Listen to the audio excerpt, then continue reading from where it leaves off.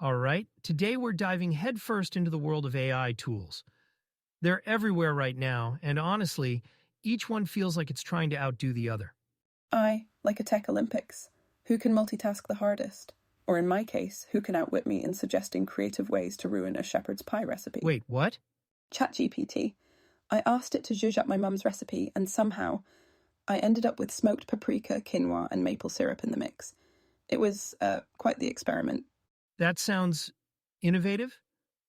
But honestly, that illustrates one of ChatGPT's strengths beautifully: versatility. It's fantastic for creative tasks, like, well, recipe innovation, but also for coding, problem solving, and even setting up those custom GPT personas tailored to specific needs. Yes, and more sensible folk might use it for actual work. What about Microsoft Copilot, though? I've heard it's practically married to Excel and Word. Totally. Microsoft Copilot is incredible for productivity within the Microsoft ecosystem. It not only works seamlessly with tools like Word and Excel, but it also brings in real-time web searching. So say you're writing a project proposal and need the latest figures. It can pull that data in without breaking stride. It's really a tech expert's dream. Ah, so it's the straight-laced one in the AI lineup, while ChatGPT is more the artsy sibling. What about Claude? That's the ethical one, right? Exactly. Claude by Anthropic is all about ethics and safety. It's ideal for sensitive or morally complex conversations. Plus, it's great for creative writing as well, like stories or novels, while making sure it doesn't cross ethical boundaries. Hard not to respect that approach. And then there's Google Gemini, right? The science one with all the facts and figures?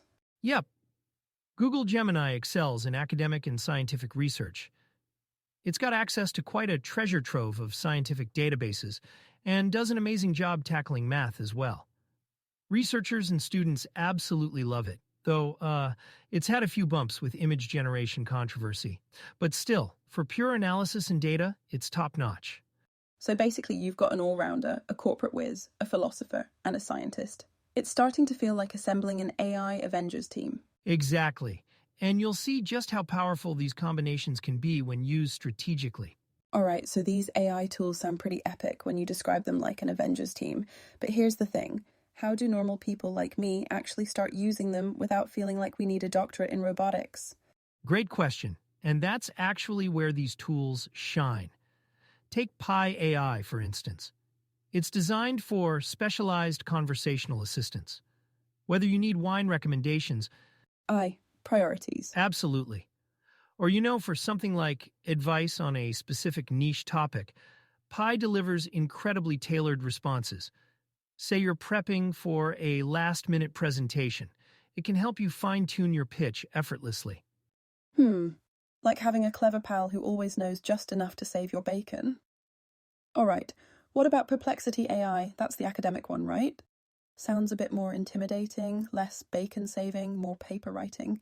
Exactly. Perplexity AI is like the academic ace up your sleeve.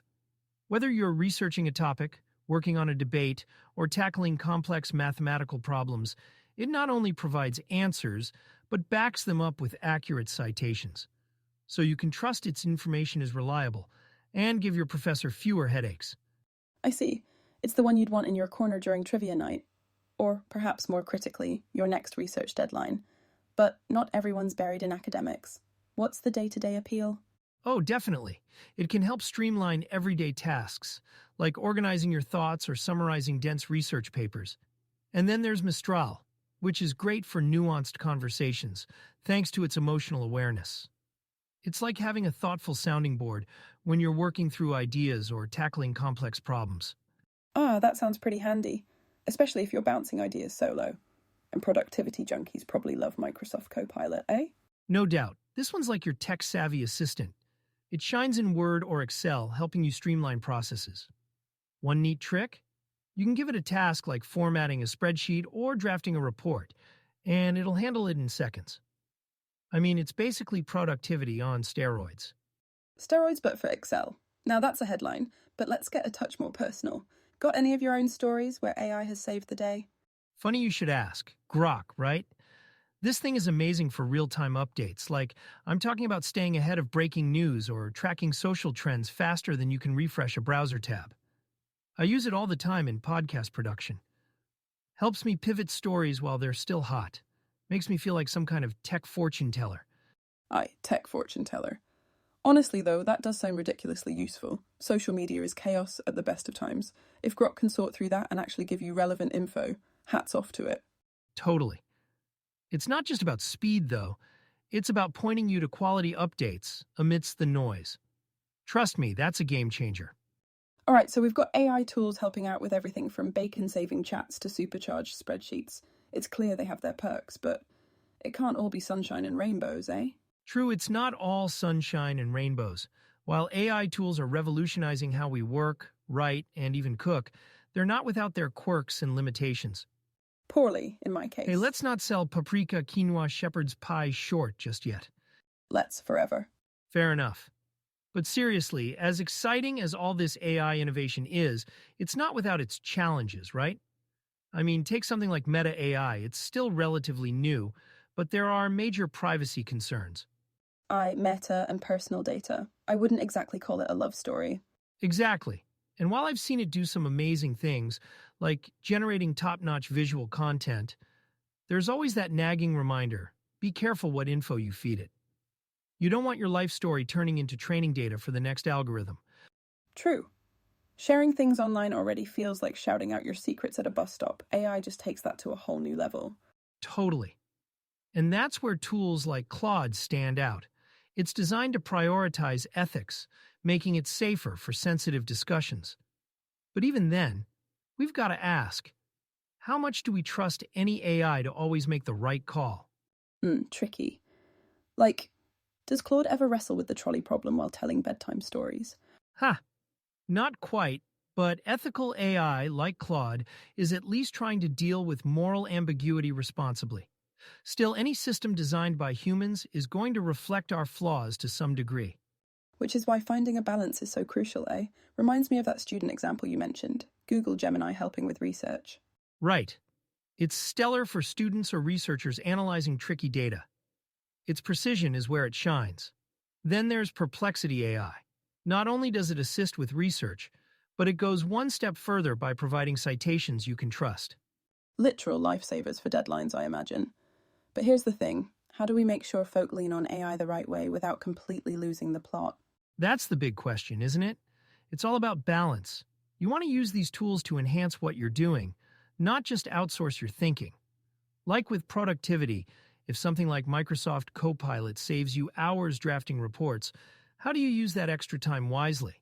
The old time saved versus time wasted conundrum. But I think it all circles back to awareness and, well, a bit of respect for the tool itself. Don't let it run wild. Exactly. Respect the tool and be mindful of its limitations. I think AI really calls on us to become better at managing how and when we use tech. That's probably its biggest opportunity. It's not just smarter tech. It's helping us rethink how we approach problems. There's something in that. Like, my whole perspective on AI has evolved, honestly. From just a gadget to a teammate of sorts. One that's a bit unpredictable but truly helps when you know what to ask of it. Couldn't agree more. And on that note, I think we've covered a lot today. From the quirks of shepherd's pie AI creativity to tapping into ethical dilemmas and productivity hacks. It's been quite the ride. Tech fortune tellers, bacon-saving bots and all. But no paprika experiments next time, eh? Deal. And to everyone listening, find your balance, enjoy the tech, and maybe make that shepherd's pie the old-fashioned way. On that note, cheers for tuning in. Catch you next time. See you, everyone.